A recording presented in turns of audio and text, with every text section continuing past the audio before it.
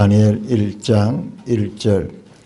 유다왕 여호야김이 다스린 지 3년이 되는 해에 바벨론 왕 느부갓네살이 예루살렘에 이르러 성을 에워쌌더니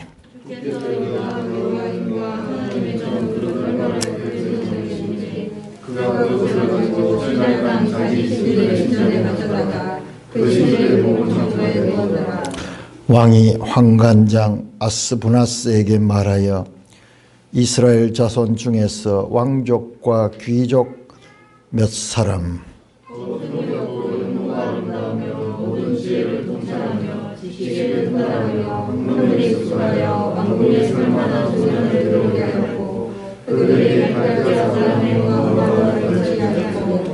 또 왕이 지정하여 그들에게 왕의 음식과 그가 마시는 포도주에서 날마다 쓸 것을 주어 3년을 기르게 하였으니 그 후에 그들은 왕 앞에 서게 될 것이라.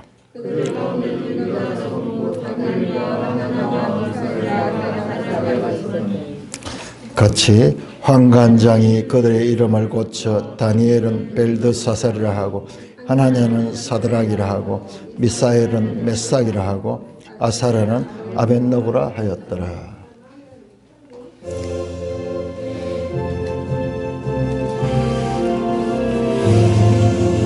주님 우리의 마음을 여시어 말씀을 깨닫게 하옵소서. 아멘. 이제 11월 달에는 우리가 다니엘서를 공부합니다. 다니엘서는 12장으로 구성된 비교적 짧은 선지서입니다. 그리고 이 다니엘서 안에는 엄청난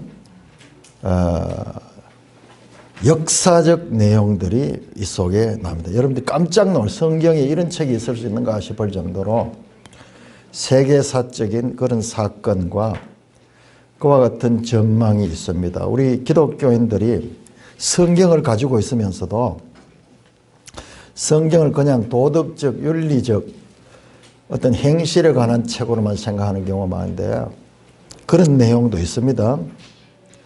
그러나 그런 건 부분이고요. 특별히 이 역사서를 보면은 세상 역사의 그 전개 과정과 성경이 많은 부분 일치되고 있는 것들을 보게 됩니다. 특별히 우리가 서양 역사를 공부를 하면은 성경과 아주 일치된다는 것을 알게 될 것입니다. 그런데 우리가 그런 내용을 잘 모르고 그냥 지나치는 경우가 얼마나 많은지 몰라요. 그래서 이번에 우리가 다니엘서를 공부를 하면서 이제 그런 부분도 함께 깨닫게 되어서 성경이 어떤 책인가. 저도 잘 몰라요. 성경이 어떤 책인가. 계속 확장돼 갑니다. 깨달음이. 자, 우리가 지난번에는 사무엘하를 공부했고요. 자, 성경 가운데서 다니엘서가 차지하는 위치가 어딘가. 우리는 항상 새 책을 이제 만나게 되면은요. 이 시간 가운데서 이 책이 위치하는 역사적인 시기가 어느 때인가를 생각하면서 봐야 돼요. 자, 창세기, 출애굽기, 레위기, 민수기, 신명기 5권 책이 있습니다. 모세오경. 그 다음에 6번째 여호수아, 7번째 사사기, 8번째 룻기가 나옵니다. 아주 짧은 룻기가 또 여기 들어있어요. 룻기. 그 다음에 사무엘상, 사무엘하. 그런 다음에 에스라가 나오죠. 에스라, 역대상, 역대하가 나오고 에스라, 느헤미야, 그 다음에 에스더까지 이렇게 해서 역사서가 17권입니다. 여러분 에스더가 나오면 그 다음에는 욥기가 나와요. 욥기, 시편, 그리고 잠언, 전도서, 아가서 요 5권.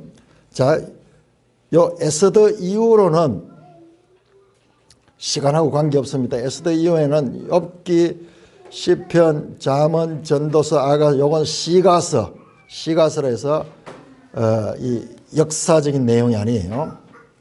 그 다음에 나오는 선지서 17권, 이사야부터 해서 말라기까지 17권, 그것들도 시간 순서로 되어 있는 게 아닙니다.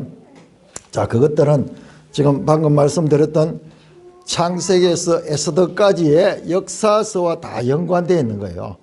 그러니까 이 역사서 17권, 이 시간에 대해서 우리가 잘 이해를 해야 됩니다. 결국 에스더서는 포로된 상태는 포로된 상태예요.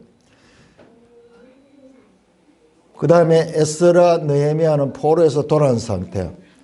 그리고 이 열왕기 마지막은요. 열왕기 마지막은 포로로 잡혀가는 내용이에요. 그러니까는 이스라엘 역사 가운데서 포로기라는 것이 차지하는 비중이 아주 중요하기도 합니다. 그래서 우리는 포로기 하면 멸망한 상태로 그렇게만 보기 쉬운데 이 포로기가 얼마나 중요한지 마태복음 1장에 예수님 족보를 하는 데 있어 가지고도 포로기가 하나의 시간 구분에 중요한 이 기점이 되는 것을 보게 됩니다. 포로기 속에 하나님께서는 또한 중요한 하나님의 뜻을 담고 있습니다. 그래서 이 다니엘서는 시간적으로 보면은 포로기에 해당되는 거예요. 실제로 다니엘 우리 1장 1절을 보면은 포로로 잡혀왔다는 그 내용부터 시작이 되고 있죠. 그 다음에 우리가 지난번에 공부했던 사무엘 하와 연관해 보면은 시간적으로는 한 400년 간격이 있고, 그 다음에 공간적으로는 사무엘 하 끝이, 여러분 한번 생각해 보세요. 끝이 어디냐? 끝이 아리우나의 타작마당에서 제사 드리는 끝이 났어요. 그거를 여러분 환원해 보면요. 그 장소가 바로 예루살렘이잖아요. 예루살렘. 지금 이 다니엘 1장은 출발이 어디냐 그러면 출발이 거기 보세요. 1절에 보시면은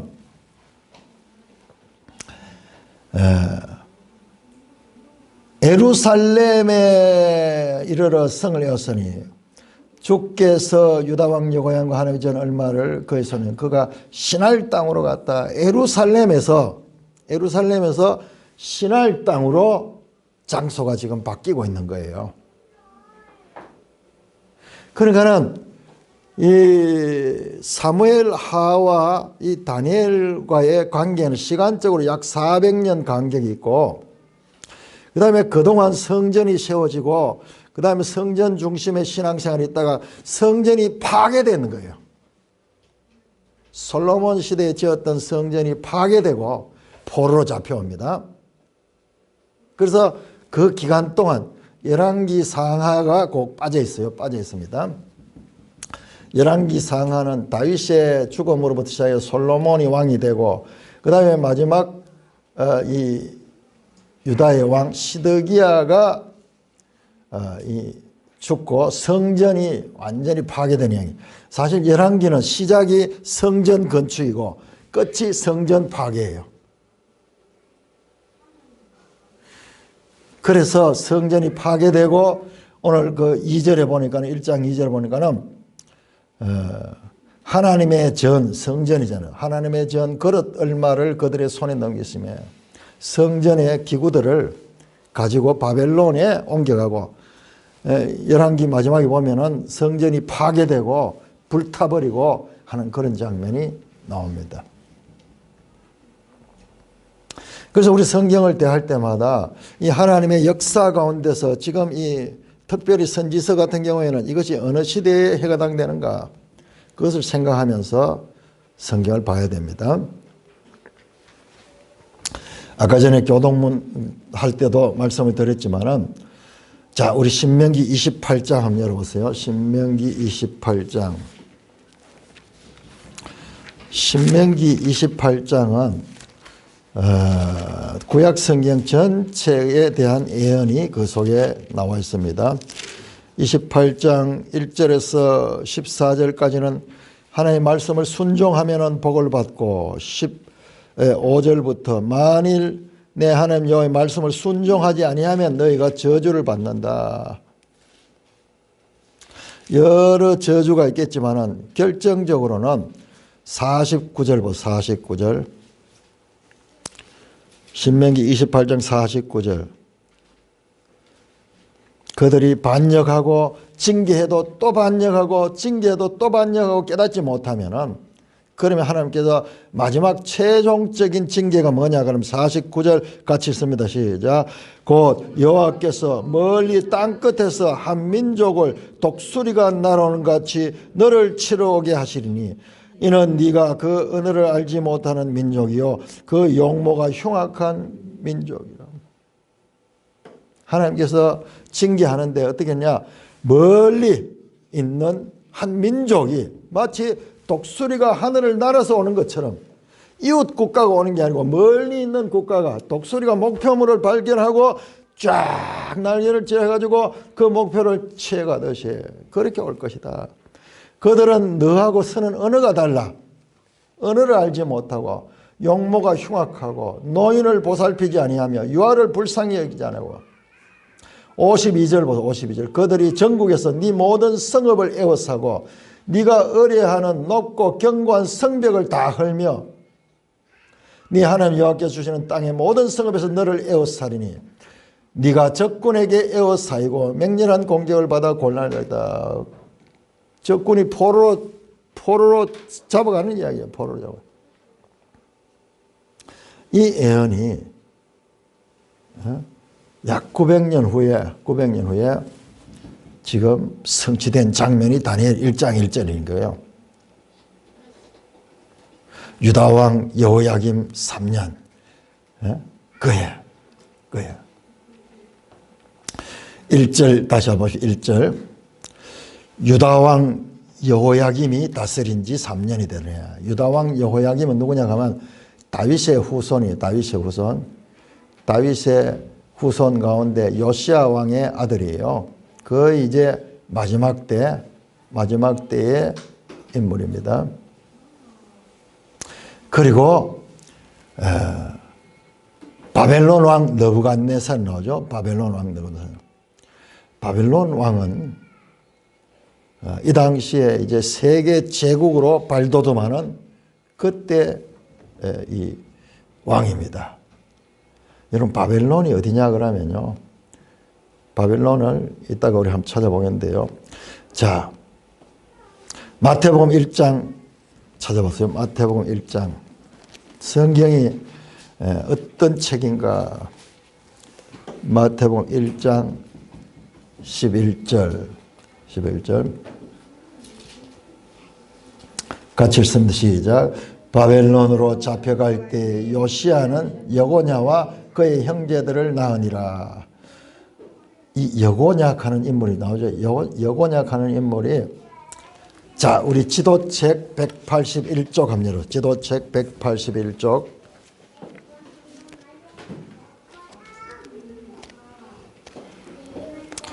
지도책 181쪽 보세요. 1쪽에 분열 왕조 시대 역대 왕 유다 왕 제일 가에 유다 왕 쭉 보세요. 제일 끝에 가면은 시드기야가 나오고 예루살렘 성전 파괴 나오죠. 제일 밑에 586년. 지금 바로 이 시기인데 바로 그 앞에 보시면은 시드기야가 있고 여호야긴이 있고 여호야김이 있고 여호아하스가 있죠. 이 사람들은 형제간이에요. 여호아하스, 요시야가 나오죠. 요시야의 아들 세 사람, 여호아하스, 여호야김, 여호야긴, 이 세 사람은 동시대의 요시야의 아들인데, 이제 바벨론으로 멸망하기 직전에 막 거기 보시면 여호야긴은 598년 이렇게 돼 있죠. 여호야긴은 1년도 안 돼, 왕으로 있은 지 1년도 안 됐는데 이 여호야긴은 포로로 잡혀갑니다. 그리고 여호야김은 우리 지금 다니엘서에 나오는 그 왕인데, 이 시대에 느부갓네살이 이 포위로 합니다. 포위하고, 그 다음에 시드기야는 제일 마지막으로 시드기야는 그 요시야의 그 형제. 이 사람들의 삼촌이에요, 삼촌. 그래서 지금 마태복음 1장에 나오는 여고냐는 누구냐 그러면 여호야김이 아니고 여호야긴이 여호야긴. 자, 신약 성경은 헬라어로 되어 있고 구약 성경은 히브리어로 되어 있으니까 요 기록할 때 조금 이름이 약간 차이 나는 것들이 그런 이유도 있습니다. 그러면 우리 다니엘서는 여호야김이 나오는데 여기는 왜 여호야긴이냐? 마태복음은 나름대로 질서가 있어요. 여호야긴 하는 이 사람이 나중에 바벨론 포로로 가서 거기서 석방되는 이야기 나와요. 석방되는 이야기예요. 자, 이렇게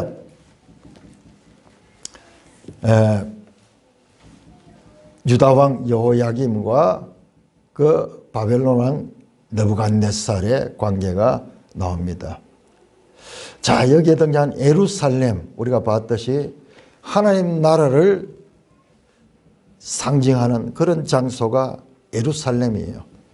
그런데 그 2절에 보면은 신할 땅에 자기들의 신전으로 가져갔다. 이 바벨론의 신이 누구냐 그러면은 마르둑이고, 여기는 다신교예요, 다신교. 마르둑, 너보, 무슨 벨, 뭐 신들이 여러 개인데 그 가운데 가장 주신이 마르둑이에요. 신할 땅 자기들의 신들의 신전으로 갔다. 신할 땅이 어디냐? 여러분, 신할 땅이 창세기 10장 한번 쳐요. 창세기 10장. 창세기 10장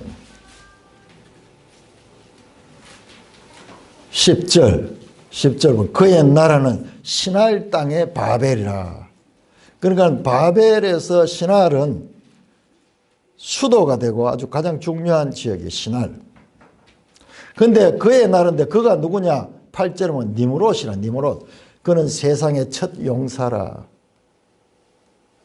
여러분 11장 여러분 창세기 11장 2절 보세요. 2절.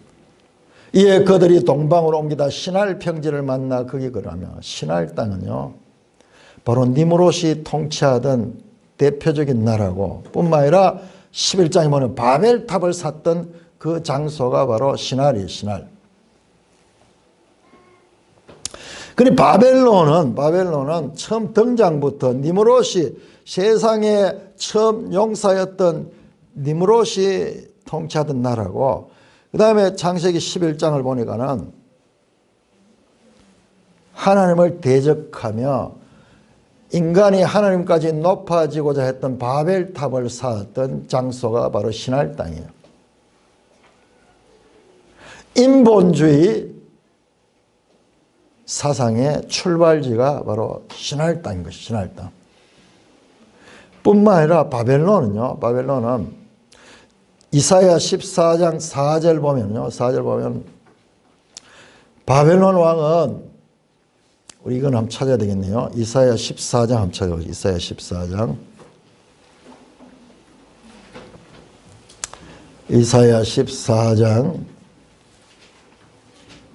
4절. 그 다음에 저 영상 준비하는 분들은 그 가운데 영상 있는 거 그거 하나 나중에 그거 좀 지금 찾아놔요. 영상 하는 거 보면. 자, 14장 4절. 너는 바벨론 왕에 대해 이 노래를 지어라. 그러면서요. 12절에 가면은 바벨론 왕 이야기를 하다가 갑자기 점핑해가지고 12절 너 아침의 아들 계명성이 어찌 그리 하늘 떠시면 너 열국을 엎은 자가 그리 땅에 들이고 네가 네 마음에 내가 하늘에 올라 하나님의 무별에 내 자리를 높이라. 내가 북극 지폐의 산 위에 앉으리라. 가장 높은 구름을 지극히 높은 자가. 이 바벨론 왕이요 자기 자신이 교만해가 하나님같이 되겠다. 하나님같이 되겠다. 13절에 뭇별 위에 내 자리로 북극 지폐의 산이 앉아. 북극 지폐의 산이 이게 하나님 계시는 곳인데 거기에 하나님과 같이 앉겠다는 거예요. 그래서 14절에 가장 높은 구름에 올라가 지극히 높은 자와 같아지라. 하나님을 대적하고 하나님의 자리를 빼앗고자 하는 이 사탄과 같은 그런 인물이 바로 이 바벨론 왕이야. 바벨론의 나라가 성경에 일관되게 하나님을 대적하며 그 하나님의 자리에 사람이 앉고자 하는 이런 사상의 대명사가 바벨론이에요. 바벨론.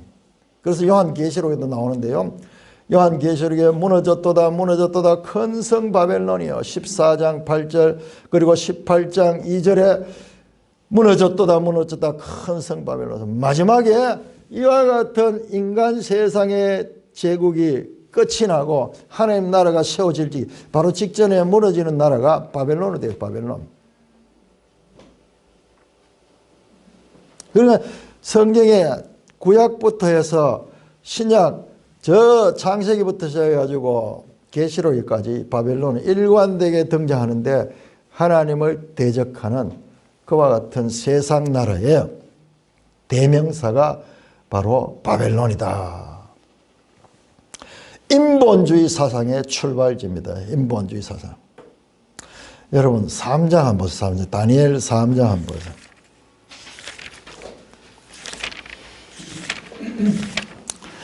다니엘 3장 보면은 너부갓네살이 신상을 만드는데 1절은 너부갓네살 왕이 금으로 신상을 만드시니 높이는 60규빗이요 너비는 6규빗이라 높이가 60규빗 너비가 6규빗 6의 숫자는요 이게 사람의 수예요.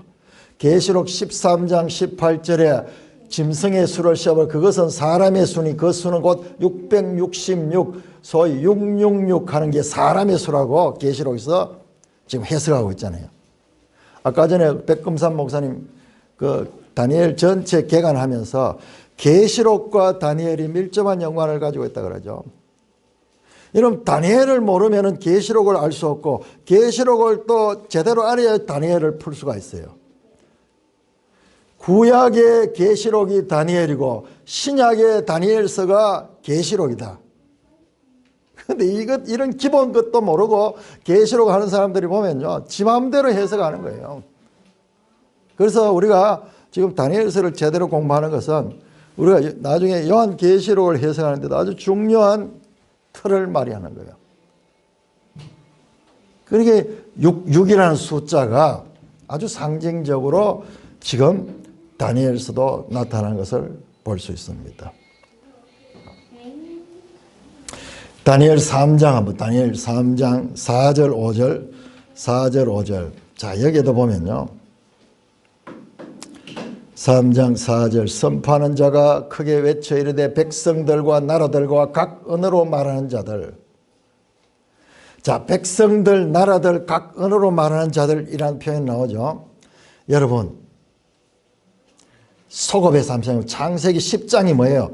창세기 10장 아까 전에 나왔던 그 니므롯의 그 이 기사가 나오는 창세기 10장은 전부 나라들 이야기, 나라들 이름.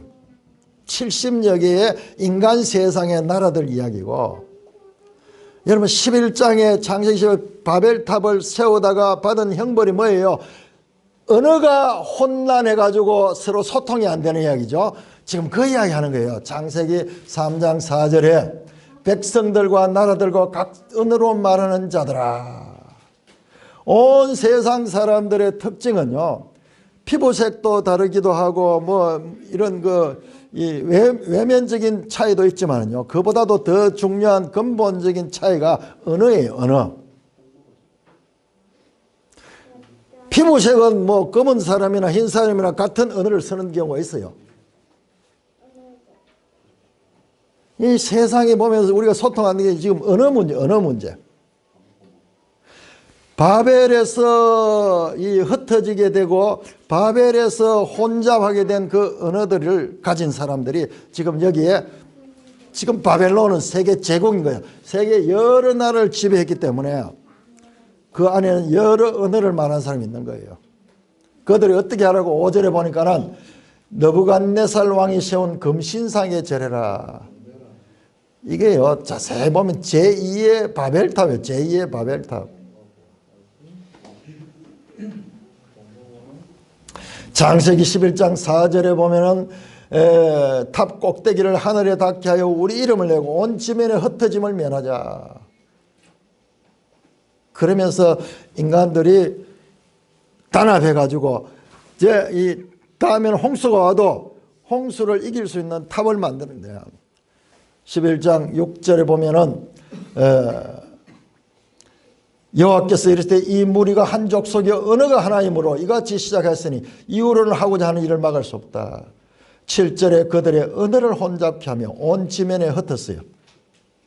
언어를 혼잡하여 온 지면에 흩었는데 이제 제국의 왕인 느부갓네살은 온 세계를 지배하면서 바벨론 신할 땅으로 온 사람들을 불러 모아가지고 거기에서 자신의 나라를 영원한 나라를 세우고자 하는 거예요.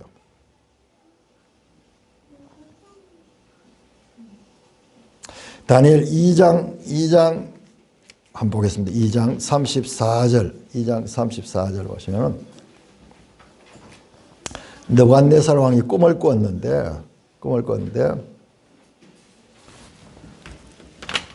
그 꿈 속에 사람의 모양 같은 것이 나와요. 사람의 모양 같은 것이 나오는데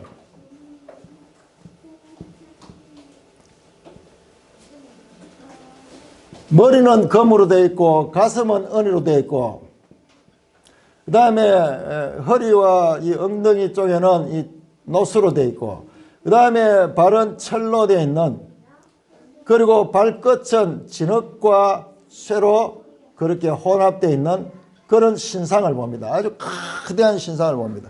지금 여기에 나오는 신상이죠. 그런데 이 거대한 신상이 어떻게 무너지냐. 34절 보세요. 34절. 또 왕이 보신즉 손대지 아니한 돌이 나왔다. 45절도 보시면 2장 40절 손대지 아니한 돌이 나왔다. 손대지 아니한 돌.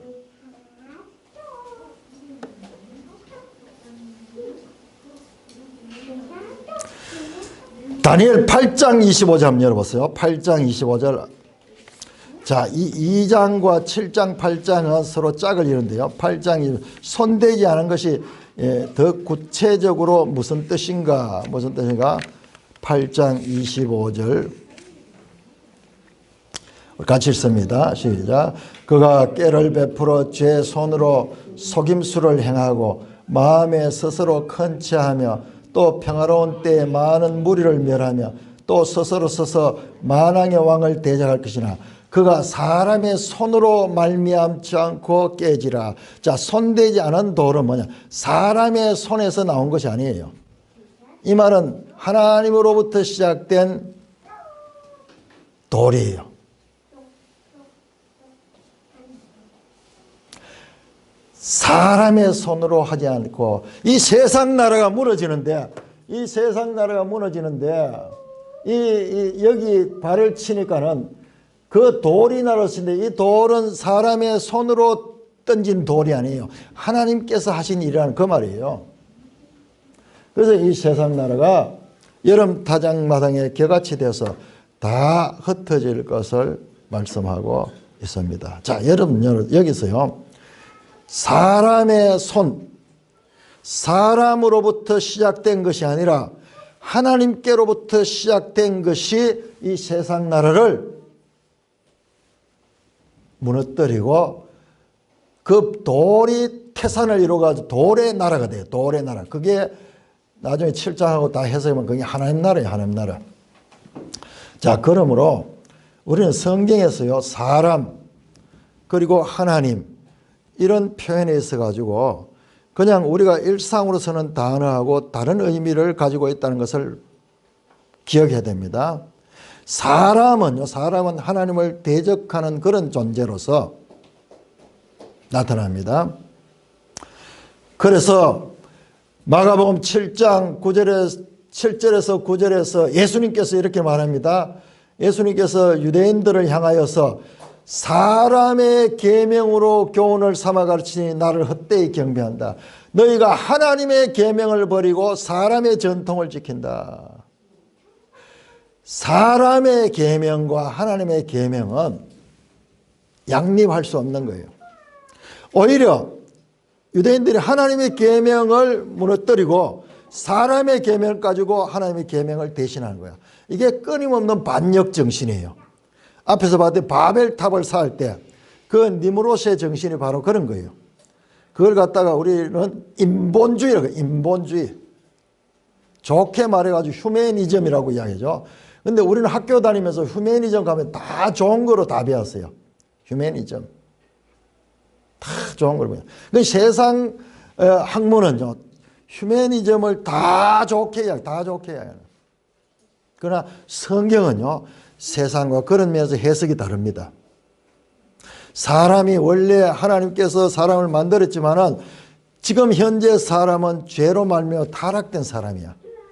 그래서 사람 그대로 두면은 계속 끊임없이 반역하고 죄를 짓고 아까 봤듯이 인간의 사상과 인간의 이 계획을 가지고 인류를 결과적으로는 망하게 하는 일을 하는 것이 바로 사람의 사상이에요. 사람의 사상. 잘해보려고 하는데 평등한 사회를 이루어서 인간이 두루두루 잘 살려고 하는 의도는 가지고 있지만 실제로 그대로 해보면 결국 인간을 망하게 하는 역사가 바로 이 세상 나라의 역사들, 세상 나라의 역사.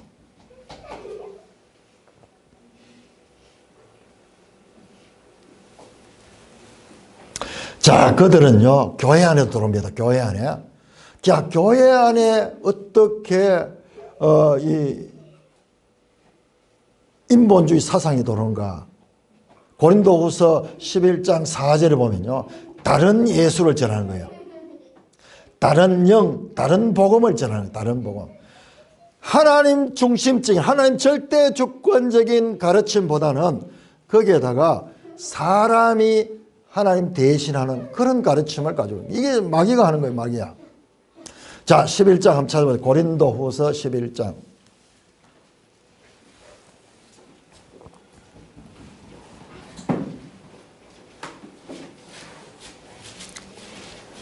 고린도후서 11장 4절에 보면은 우리가 전파하지 않은 다른 예수, 다른 영, 다른 복음, 교회 안에 이게 도는 거예요. 문제는 바깥에만 있으면은 구별이 되는데 교회 안에 이와 같은 인본주의 사상이 하나님 대신해서 돌아가서 예수를 전하기는 전하는데 다른 예수, 성령을 전하는데 다른 영, 다른 복음을 전하는 거예요. 그러니까 성경을 모르면은요, 이걸 따라다니면서 우리가 예수를 믿고 있다고 착각할 수 있는 여지가 엄청 많은 거예요. 오늘날 그런 거예요. 자, 13절 하면 13절, 11장 13절, 13절에서 15절까지 우리 같이 읽겠습니다.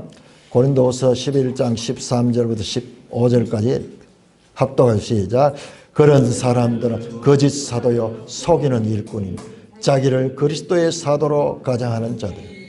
이것은 이상한 일이 아니라 사탄도 자기를 광명의 천사로 가장하는, 그러므로 사탄의 일꾼들도 자기를 의의 일꾼으로 가장하시 또한 대단해요. 그 마지막은 그 행위대라. 여러분 보세요. 사도인데 거짓 사도예요. 주의 일꾼인데 속이는 일꾼이에요. 그런데 자기를 그리스도의 사도란 거예요. 그러나 오늘날 우리 한국 교회 안에도요, 세계 교회는 말할 것도 없고 우리 한국 교회 안에도 거짓 목사들, 목사는 목사인데 가르침 자체가 성경을 인본주의적으로 가르치는 사람들입니다. 이걸 누가 하느냐? 14절을 보니까 사탄이 한다. 사탄이.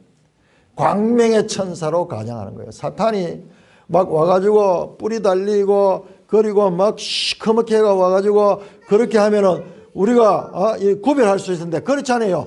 너무나 바른 말씀을 가르친다 그러고 천사처럼, 광명의 천사처럼 가장해서 오니까는 이거를 분별하지 못하는 거예요. 많은 사람들이 거기에 따라가는 거예요. 그러니까 우리가 이것을 분별하지 못하면은 우리가 교회 자체가 사탄의 본거지가 될 수 있고 교회 자체가 사탄이 지배하는 곳이 될 수 있다는 아이러니를 우리가 알아야 되는 거예요. 이게 성경의 가르침이에요. 그 속에 있으면서도 자신은 하나님의 교회라고 생각하고 하나님의 백성이라고 생각하고 사탄의 종으로 사는 경우가 많다는 것입니다. 여러분, 이런 일들이 어떻게 일어나는가 잘 알아야 됩니다. 광명의 천사로 가정에서 나오는 거예요. 영상 한번 떼어주시기 바랍니다. 이게 멀리 있는 게 아니고 우리 가까이에서 지금 일어나고 있는 일들이. 동영상 하나 있을 텐데요.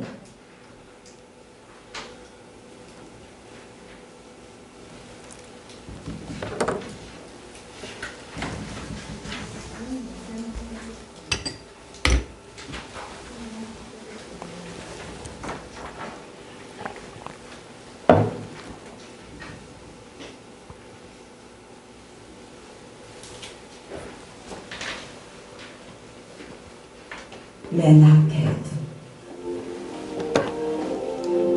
인연보다 권력보다 돈보다 학력보다 경력보다 지위보다 성공보다 집안보다 사랑이 먼저다. 사랑이 먼저다. 사랑이 먼저다. 사랑이 먼저다. 사랑이 먼저다. 사랑이 먼저다. 문재인. 여러분, 사람이 먼저다. 사람이 갑자기 왜 튀어나왔어요? 언제는 김충승이 먼저였어요? 이게 바로 주체사상에서 나온 개념이죠. 이 사람이라는 개념은 북한 헌법 3조와 8조에 나온 개념입니다. 조선민주주의인민공화국은 사람 중심의 세계관이며 모든 것이 근로 인민대중을 위하여 복무하는 사람 중심의 사회주의. 여러분, 사람 중심 세계관이다. 이게 바로 주체사상이에요. 사실은 황정엽 철학에서 나온 개념. 그 북한에서 물론 말할 때는 김일성이 창시했다고 말하지만 사실은 원래 라이터는 황정엽이죠. 사람 중심의 세계관입니다. 이 말이 갑자기 나온 말이 아니에요. 이제 이 말이 어디서 나왔는지 조금 더 보시게 되겠는데, 하지만 북한에서 3조, 8조 그러는데 그 사람은 누구냐? 북한은 정문이라고 말하지 않고 서문이라고 말합니다. 한번 보십시오. 조선민주인민공화국과 조선인민은 위대한 김일성 동지와 김정일 동지를 주체 조선의 영원한 수령으로 높이 모시고 주체 혁명 기업을 끝까지 완성하여 나갈 것이다. 조선민주주의인민공화국 사회주의 헌법은 위대한 김일성 동지와 김정일 동지의 주체적인 국가 건설 사상과 국가 건설 업적을 격파한 김일성 김정일 헌법. 김일성 김정일 헌법이 이 북한 헌법의 이름이에요. 그래서 북한에서 최고 존엄한 자는 사실은 김일성 김정일 김정은 수령밖에 없어요. 모든 북한 사람 하나하나와 수령과 같아. 이렇게 말했다가요, 수용소로 갑니다. 그러니 주체사상은 하나는 전체를 위해서, 전체는 하나를 위해서 이렇게 말하지 않습니까? 그게 바로 거짓말. 수령만 사람이고 나머지는 다 사람 이하죠. 갑자기 이런 게 지금 퍼진 게 아니에요, 한국 사회에. 갑자기 사람 중심이라고 나타난 게 아닙니다. 제가 기독교에서 가장 큰 계기가 된 인물, 그러면 제가 이 인물을 봅니다. 영락교회 홍동동 목사. 이 홍동동 목사 잘생겼어요. 피아니스트 백건우의 매형이에요. 그 누나 백정자 씨는 남편보다 한술 더 떠서 위대한 뭐 백두 무슨 여성 뭐 김정숙 동지를 추모하며 뭐 이런 책도 쓰고 하여튼 어쨌든 이 부인은 훨씬 더 심각한 우상화를 했지만 이 미완의 기한일기 이 책은 1980년대 말 대학생들의 영혼을 사로잡아 버렸어요. 이 사람이 이 책에서 어떤 식으로 김일성 우상화를 수용하게 되는지는 조금 더 살펴보고요. 그 먼저 이 책 앞에 서문을 한번 잠깐 보셔야 됩니다. 이 서문에 이렇게 되어 있습니다. 여기까지만 해주세요. 저렇게 이 영락교회 같은 우리나라 대표적인 교회인데요. 그런 그 교회 부목사였던 분, 인물도 저렇게 잘난 분들, 여러분 우리가 주의해야 되는 것이요. 이런 이 사람 중심을 부르짖고 이런 거짓 사도들은요, 광명의 천사로 한 거예요. 외모가 스마트하고요.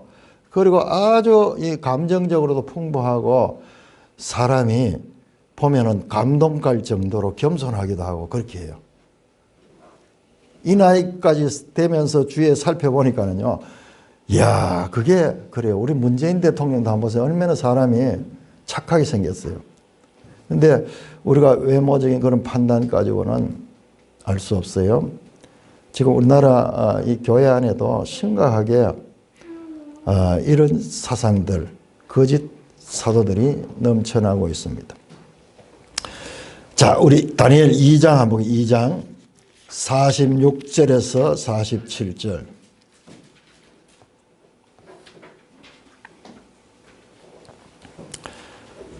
(46절에서 47절) 깜짝 놀랄 장면이 나옵니다. 자, 다니엘이 이 왕의 꿈을 해석을 하고 그 꿈과 그 꿈을 해석했죠. 꿈 내용까지도 다 이야기를 하고 그 다음에 해석을 제대로 하니까는 이 바벨론의 왕, 세계 제국의 왕이었던 느부갓네살이 46절 보니까는 다니엘에게 절하고 명하여 엎드려 절했어. 엎드려 절해. 여러분, 포로로 가서 나라를 잃고 이제 끝나는 줄 아는데 아니에요. 그 안에서 세계 제국의 왕이 그 포로된 청년에게 엎드려서 절하는 이와 같은 반전이 일어납니다. 뿐만 아니라 그 왕의 입을 통하여서 47절 왕이 대답하여 다니엘에게 너희 하나님은 참으로 모든 신들의 신이요 모든 왕의 주제다. 유대인들의 입이 아니라 세계 최강의 국가의 제국의 왕중왕인 느부갓네살의 입을 통하여서 하나님에 대한 고백이 나옵니다. 모든 신들의 신이요 모든 왕의 주제다. 이런 고백이 나옵니다. 이스라엘 포로기는요, 포로기는 절망적인 끝이 아니라 그 포로된 가운데서 하나님께서 다시 그들을 회복시켜 주시는 깜깜한 어둠 속에 한 줄기 빛 같은 이야기고, 다니엘서는 그 이야기를 하는 거예요. 그 이야기를. 저와 여러분이 살고 있는 땅이 바벨론 땅이에요. 여기가 바벨론 땅이에요. 우리는 지난 5년 동안 우리 생에 한 번도 경험해보지 못한 기독교 신앙을 가진 자가 이 나라에 의해서, 국법에 의해서 박해를 받고 신앙의 자유를 뺏길 수도 있다는 것을 간접 경험했어요. 맛만 살짝 봤죠. 맛만. 여러분, 코로나를 거기 해가지고 수요일날 모인다고 구청에서 경찰관들하고 해가지고 막 돌아가지고 문을 두드리고 감시를 하고 섬뜩하더라고요. 조직화 다 돼 있어. 그래서 이 구청 그리고 이 지역 경찰서가 딱 하면 교회가 어디 있으면 딱 조를 짜가지고 딱 차고 도니까요. 꼼짝달싹 못하게 그렇게 되는 거예요. 그런 일들은 우리가 다니엘서를 통해서 보면은 우리가 지금 특별한 시대를 살고 있지, 어느 나라든지 예수 그리스도를 믿는 자들에게는 그와 같은 위기가 늘 있어 왔습니다. 우리에게 전해진 복음은요, 처음부터 시작해서 그와 같은 위기 가운데서 목숨을 잃어가는 수많은 순교자들의 그 피 위에 세워진 교회가 바로 이 기독교예요. 우리는 출발부터 이 나라 법과 제도가 종교의 자유를 인정하는 이승만 대통령이라는 특이한 다니엘 같은 인물, 여러분 다니엘이에요. 그 청년이 어디로 갔느냐? 미국으로 가서 거기서 공부를 하면서 미국을 경험하면서 나라를 세울 때 이와 같은 기독교가 중심이 되는 그런 법을 가지고 이 나라를 세웠는 거예요. 그런데 그렇게 세웠는지 안 세웠는지 우리가 아무도 몰랐어요. 몰랐는데 저 세력들이 교회를 그렇게 압박하려고 해도 헌법 자체가 그걸 허용하지 못했어요. 그러니까는 그리고 여러분 그때 봤습니까? 교회들 가운데 저항하며 일어나는 교회. 정말 와서 집회하는 것을 맞고 이 순교까지 각오하면서 일어나는 많은 교회를 봤잖아요. 그렇지 않은 교회도 많았지만 그건 원래 그렇게 되도록 되어 있어요. 그러나 소수지만은 끝까지 저항하면서 일어나는 교회들을 봤잖아요.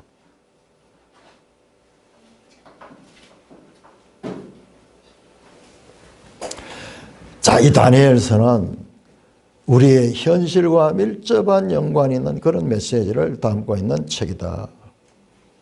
그리고 이 바벨의 사상이 그냥 압제하는 것뿐만 아니라 교회 안에 들어가지고 사람의 계명을 가지고 하나님의 말씀을 변개하는 그와 같은 내용이 다니엘서에 자세히 나옵니다. 사랑하는 형제 자매 여러분, 다니엘서 이야기는요, 겉으로 보면은 재밌는 옛날 이야기 같아요. 재밌는 것 같아요.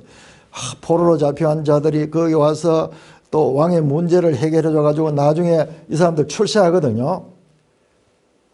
친구들하고 다 막 높은 관직에 나가게 되는데, 그런 재미있는 그런 표피적인 이야기는 우리 이 주일학교에서 많이 나오는 이야기인데, 그 이야기 속에 누가 진짜 왕인가? 세상의 제국의 왕이 아니라 그들을 세우기도 하고 그들을 멸하기도 하시는 분이 하나님이시다. 하나님이 참으로 왕이시다는 메시지를 전하는 내용입니다. 여러분, 우리가 살고 있는 세상에서 교육을 받고 살아가면요, 마치 만유인력 법칙처럼 모든 것이 사람 중심으로 생활하고 사람 중심으로 살아갑니다. 그래서 아까 처음에 나오는 갑자기 이 우리나라의 사람 중심 이게 지난 5년간에 다 일어났던 일이에요. 그럴 때 아무도 저항 없이 좋은 말처럼 받아들였잖아요. 그런데 성경을 알고 있는 사람은 저것이 정체가 뭔가 하는 걸 성경을 통해서 분별이 되는 거예요. 그렇지 않으면 그리스도인들도요, 다 좋은 이야기지.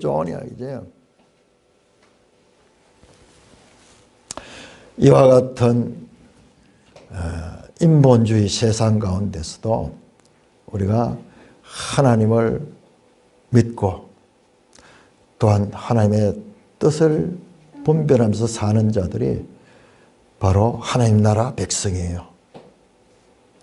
참 왕이신 하나님을 인정하고 그 하나님의 법을 따라 사는 자들이 하나님의 백성들입니다. 눈에 보이는 세상 너머에 세상을 창조하시고 경영하신 하나님을 믿고 하나님 나라에 속한 하나님의 백성 되기를 예수 그리스도의 이름으로 축원합니다. 하나님 아버지, 은혜를 감사합니다. 하나님께서 다니엘서를 통하여 저 수천 년 전 유대 나라 이야기가 아니라 오늘 이 현실을 살아가고 있는 교회의 이야기고 예수 그리스도에 대한 이야기인 것을 엿볼 수 있게 하시니 감사를 드립니다. 우리가 이 하나님의 말씀을 통하여서 우리 자신의 정체성도 확인하고, 그리고 하나님이 어떻게 우리가 이 세상을 살아야 될 것인가, 그와 같은 삶의 태도도 성경을 통하여 새롭게 하는 저희들 되게 하여 주시옵소서. 바벨론 가운데 하나님 백성으로 살아가는, 오히려 바벨론의 정점에 있는 자들이 하나님을 인정하게 하는 그와 같은 일들을 감당할 수 있는 저희들 되게 하여 주시옵소서. 예수님 이름으로 감사하며 기도드리옵나이다. 아멘.